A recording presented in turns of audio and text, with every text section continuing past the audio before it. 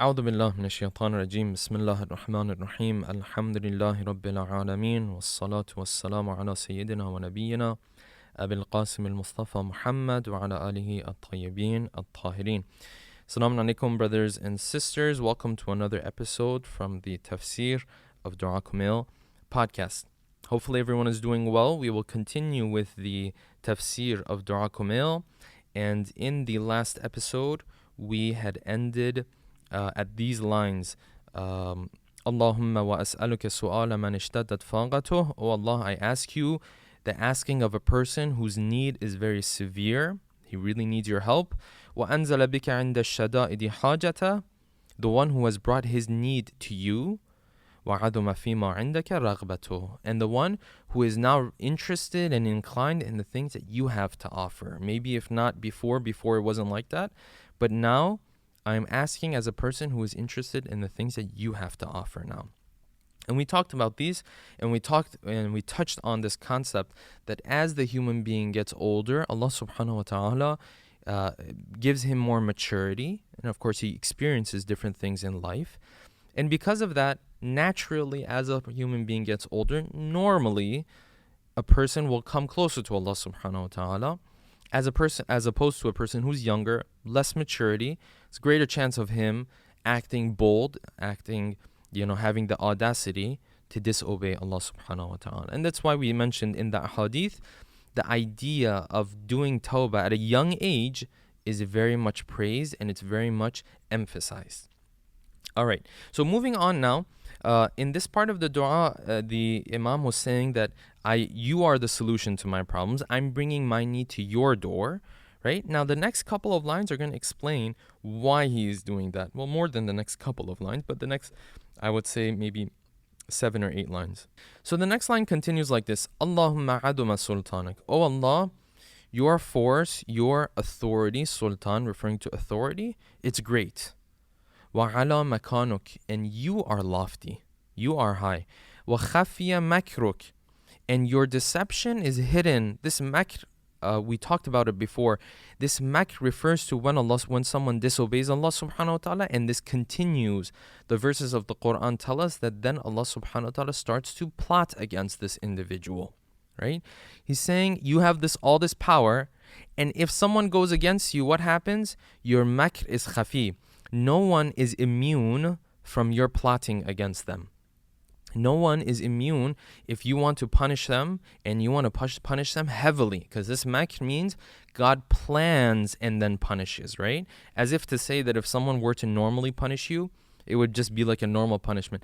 But if someone sits back and plans to see how to get to you, right? How to punish you, that punishment is going to be far more severe. And this is what this concept of makr is, that we have in hadith and in the verses of the Quran. We have multiple times. So he continues, وَخَفِيَ مَكْرُكَ, and your plotting is hidden if anyone decides to go against you. وَظَهَرَ أَمْرُكَ, and your command is manifest, right? Meaning that when you decide something, it happens. وَغَلَبَ قَهْرُكَ, your domination takes over.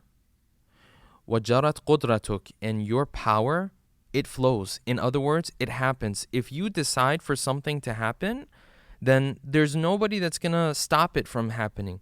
All of this he's saying to explain why before he was explaining that I have come to you and I am in need of you and I see you as the solution, right? Why? Because you're the one who holds the keys apparently to everything, right? You're the one who has all the authority. You're the one that when he decides, it happens, right? You're the one who, if you have a problem with a person, that person is in trouble because you have this thing called makr, where you sit and you plot against this person. You're the one who controls everything. That's why أَنزَلَ بِكَ عِنْدَ الشَّدَائِدِ حَاجَتَهُ. That's why I was asking as a person who's brought his need to your door now, right? وَلَا يُمْكِنُ الْفِرَارُ مِنْ حُكُومَتِكَ, and there is no escape from your authority, right? There's no escape from your territory. It's very interesting. In the verses of the Quran, we have this beautiful this use of words in the verses of the Quran that really makes it really puts things into perspective. Because here the Imam is talking about al-farar, right? Or al-firar. Farar meaning to escape, right? To elude something, to run away from something. He says, I cannot run away from your authority, from your territory, right? It's very beautiful that in the verses of the Quran, we have this concept of running away from God towards God, which kind of seems, a bit contradictory, because when you run away from something, you're supposed to run towards something else, right? Like if you're running away, right, from a gang, for example, you're not going to run back into the neighborhood or the hood that they control, right? That's not smart. If you're running away from, I don't know, someone who's trying to kill you, right? You're not going to just go back to like their headquarters, right? That's not what you're doing. I hope so, right? So when you run away from something, you run away from that thing. You distance yourself from that thing and you run away towards something else. But in the verses of the Quran, it puts it very beautifully, right? It says, فَفِرُّوا إِلَى اللَّهِ. Run away from what? From the punishment of Allah subhanahu wa ta'ala. Okay, so where am I supposed to go? إِلَى اللَّهِ. You're supposed to run towards Allah subhanahu wa ta'ala. It's very, very beautiful. In the best way to explain this for those of us who've had this experience, right? That, remember those times where your mother or father, maybe they had some sort of a punishment in mind for you, right? They had some sort of a disciplinary action that they had decided for it to happen for you, right? And you felt like they were very upset at you. They were very angry at you, right? But what you wanted to get away from that anger and that upset and their wrath, so to speak. And what would you do? You would go back to them. You would go back and sit and talk with them, for example. You would give them a hug. You would apologize to them. Right? You have nowhere else to go. This is the only place you have to go, right? So this is what these verses of the Quran are talking about. Ya Allah, I have nowhere to run. So what am I going to do? I'm going to run back towards you. And this is what we also find in Surah Al-Dhariyat, right? The Quran says, فَفِرُّوا إِلَى اللَّهِ إِنِّي لَكُم مِّنْهُ نَذِيرٌ مُبِينٌ. The Prophet says, run away from Allah subhanahu wa ta'ala, from his punishment towards what? Towards himself again. He's the one who brings about the punishment, but he is also the one who is supposed to give you the solution to that punishment. No one else can give you that solution to that punishment. Therefore, you run away from him, but you run back towards him. And this is not how it works in our day-to-day lives. Because when you run away from something, right, you distance yourself from that thing and you run away towards something else. Nonetheless, the Imam is saying here, وَلَا يُمْكِنُ الْفِرَارُ مِنْ حُكُومَتِكَ. There is no way I can run away from your authority, so therefore I will run back towards you, right? And he continues. This is why he was mentioning, these following lines is why he was mentioning that he is the one that can solve my problem. Allahumma La ajidu lidhunubi ghafira. It says, you know what? When I look around, I don't see anyone solving my problem. I don't see anyone forgiving my sins except for you. You're the only one who can forgive these sins of mine. Wala liqaba'ihi satira. Wow, this part is very beautiful. He says, and I don't see anyone who can hide these negative attributes that I have except for you, right? I don't see anyone who can hide my ugly side from people except for you. You're the one who can cover up this stuff, right? وَلَا لِشَيْءٍ مِّنْ عَمَلِيَ الْقَبِيحِ بِالْحَسَنِ مُبَدِّلًا غَيْرَكَ. And I don't see anyone else out there who can do this, right? Like, you know how you say you're comparing businesses sometimes? You say, well, I don't see anyone offering this service, right? This is what the Imam is saying here, in my wording, of course, when it comes to God. I don't see anyone else out there who can offer you this service. What service is he talking about? This third line. وَلَا لِشَيْءٍ مِّنْ عَمَلِيَ الْقَبِيحِ بِالْحَسَنِ مُبَدِّلًا غَيْرَكَ. I don't see anyone else who can take my bad deeds and turn them into good deeds other than you. You're the only one who can do that. What is the Imam referring to? This is a concept that you also find in the verses of the Quran. If I'm not mistaken, it's mentioned more than one time in the verses of the Quran. But one of the famous ones is it's verse 70. It says, إِلَّا مَنْ تَابَ وَآمَنَ وَعَمِلَ صَالِحًا. Verse 70 from Surah Furqan. إِلَّا مَنْ تَابَ وَآمَنَ وَعَمِلَ صَالِحًا فَأُولَٰئِكَ يُبَدِّلُ اللَّهُ سَيِّئَاتِهِمْ حَسَنَاتٍ. Allah subhanahu wa ta'ala will forgive those who do tawbah and they do good deeds. And then he says, those guys are the ones that Allah subhanahu wa ta'ala takes their sayyi'at, their wrongdoings, and he does tabdeel of them, he changes them into good deeds. All right. So this is what the Imam is referring to, which is mentioned in the verses of the Quran. Now, what does this actually mean? Does this mean that if I did a bunch of wrong things, God will actually take them and turn them into good deeds? Does that make sense fully? And what would that exactly look like? So, when you look at the tafasir when it comes to this verse of the Quran, there are different scholars who have different opinions on this. And in his tafsir, Allama Tabatabai, in the tafsir of Al-Mizan, he talks about this, right? And he explains that there are different opinions about this. Some say that this verse needs to be understood metaphorically, right? It's not figurative speech. Forgive me, it is figurative speech. It's not literal speech, meaning that it doesn't mean that God will actually take your bad deeds and turn them into good deeds, right? That's one opinion. And then they continue, that opinion says that when God says that, what he actually means is that because before you were doing bad things and now you did tawbah, he won't be writing any more bad deeds for you because you won't be doing any because you just did tawbah. And he'll be writing good deeds for you now because you did tawbah, you'll be doing good deeds, right? So it's just explaining that because you did tawbah, you were doing bad deeds before and now you're doing good deeds. Some say it's that. Another opinion says, again, this is not literal speech, it's figurative speech, right? And for those who have taken our tafsir course, the science of tafsir course of Mizan Institute, we discussed this idea of when you understand the phrase metaphorically or literally quite in depth in that course and what you're supposed to do in these situations, right? And we explained how one of the reasons that the Quran is so special, what makes the Quran so special as compared to other books or other holy books out there, is that when we interpret the verses of the Quran, we don't just jump to conclusions and say if a sentence doesn't fully sit well with us, for us to say, well, it's just a metaphor. The difference between metaphorical speech and literal speech is a big difference. And in that course, we explain that if you just open this door to take any line in the verses of the Quran or Hadith, for it to be figurative, right? For it to be metaphorical, then really you are undermining the whole religion. Why? Because once you do that, there is no way for God to communicate anything to you. Whatever he says, you could just sit there and say, oh no, he doesn't mean it literally. It's just a metaphor, right? And now, no matter what he does, right? He won't be able to communicate with you because whatever he says, you're not going to take it literally at that point, right? Imagine if I told you guys, right?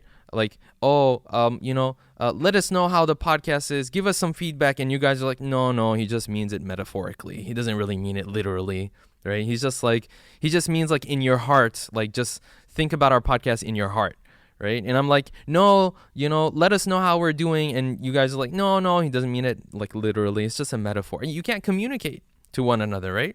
Imagine you come home, right? And the wife or husband are like, oh, did you buy the groceries I told you to buy? And the husband or wife are like, oh, what? Oh, I thought you meant metaphorically. I didn't mean you actually. You can't communicate. That's not a life anymore, right? That's gonna be that's a divorce, is what that is. But anyways, the idea is that when we have this line in the verses of the Quran, the verse is saying God will take your bad deeds and turn them into good deeds. We can't just easily jump to this idea and say, oh, it's just a metaphor. He doesn't mean it literally. There is a place for that, but that's only when the literal meaning of the word or the sentence would not make any sense, right? We haven't gotten to that point. So the first opinion was, oh, no, this is just a metaphor. He doesn't actually take your bad deeds and turn them into good deeds. No, he's explaining that because you've done tawbah, you won't be doing any more bad deeds and you'll be doing good deeds. So he'll be writing down good deeds for you naturally because you're not doing any more bad deeds. Second opinion was, no, he'll take the effects of those bad deeds and he will turn them into effects of good deeds, right? So when you do a bad deed, right, it's a sin, but then there are certain effects that it has, right? He will remove those effects of those bad deeds, okay? Not that the actual bad deed will turn into a good deed. That's another opinion. And there are other opinions as well. But the important thing is, Allama Tabatabai here himself and Ayatollah Makarim Shirazi in his tafsir as well, they both emphasize on this point that because the verse of the Quran is literally saying that He will take your bad deeds and turn them into good deeds, unless that is like philosophically impossible, we would have to believe in that. We always have to stick with the literal meaning of the verses of the Quran, unless we have a clear reason, right? We have clear proof or a clear clue that's telling us that this verse is a metaphorical verse. Other than that, we are going to always stick to the literal meaning of the verse. And therefore, Allama Tabatabai does that, right? And he says, when the Quran says He will change them, He will change them. Now, how does He do that from a more of a philosophical perspective? There is a discussion there as to how God actually goes about that and how He does that, right? He has this discussion. The very brief point in that discussion is this. He says that good deeds and bad deeds, the actual deeds themselves are not what make them good or bad. It's your intention that you have in mind. And if your intention changed and you are a different person, therefore, God can take your actions and color them with the right intentions now. Now, that's very deep and it may not make sense right now. So that's just, I don't want to go into it and explain it too far. But that's just, scratching the surface on that. He has a very beautiful explanation about how God can take bad deeds and turn them into good deeds. But essentially, he's saying that when you do a bad deed or when you do a good deed, it's not the actual movements of the good or bad deed that make them good or bad, right? Like he says, a halal relationship that someone has, an intimacy that's halal and an intimacy that's haram. So the action itself is the same. What made it halal or haram is the things that Allah subhanahu wa ta'ala has basically legislated, right? The action itself is the same action that takes place here or there, right? If you were to take something from someone's hand, the action is the same action.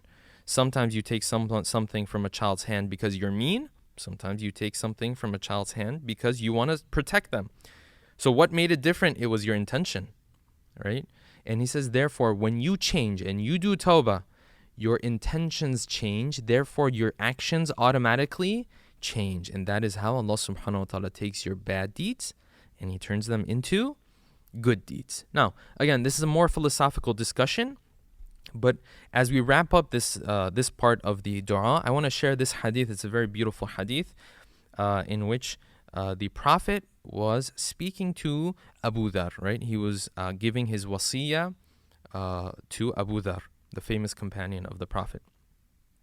And in the hadith, it says that the Prophet says that when they bring human beings on the day of judgment, one of these human beings, when they bring him on that day, they show him his bad deeds, but they only show him the smaller bad deeds that he has done, right?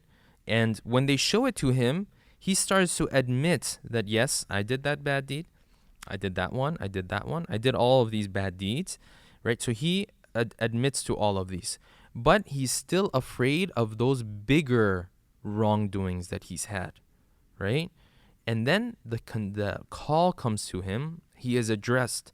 Listen, the bad deeds that you have done, they have now been switched into good deeds, right? And in some of the other hadith, it says that the Prophet smiled.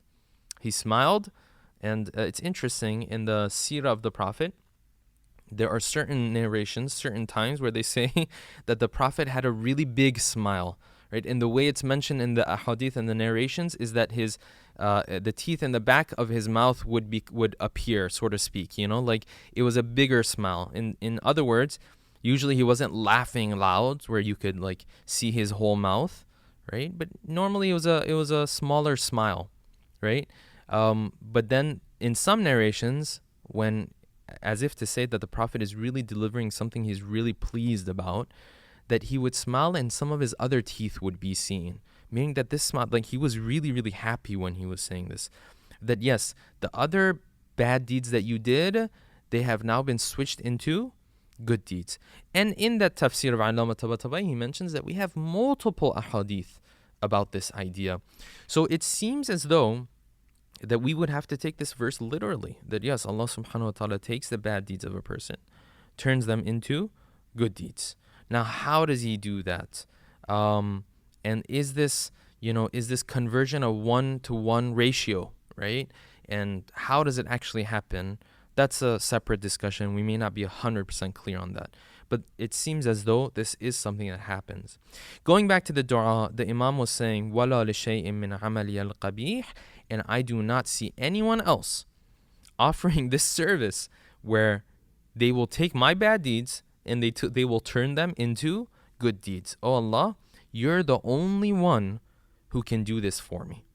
Right? And that is why I am asking you, and I'm not asking someone else in time of my need. And in this moment of need that I have come to your door. As we continue in the next episode, he continues with the line, La ilaha illa ant, subhanaka wa bihamdik, zalamtu nafsi wa tajarra'tu bijahli. Some very important lines in the rest of this dua.